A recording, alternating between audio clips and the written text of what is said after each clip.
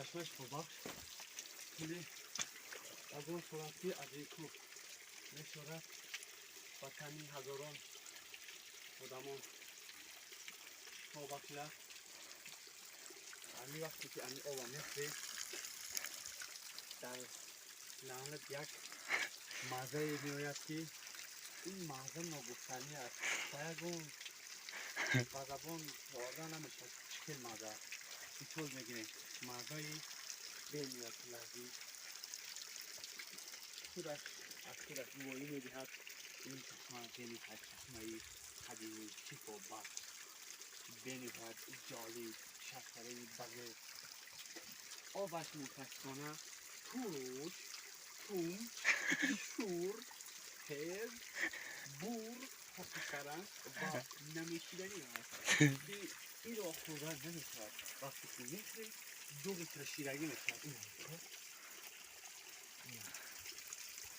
به نظر میرسد که آب مقرری است یکی که آب که نمیشوی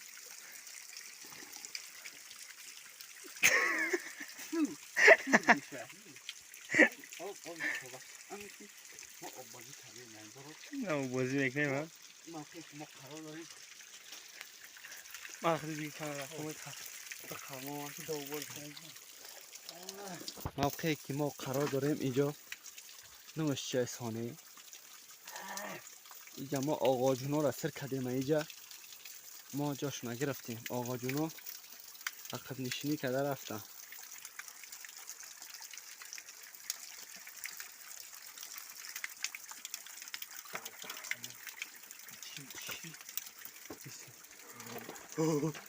بزرگه ها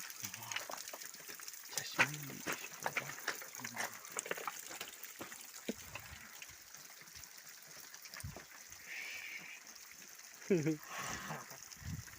زور است خوب است ها؟ زور است خوب است جالبن ایرابی با آدمای ریخ چی گفتنی البته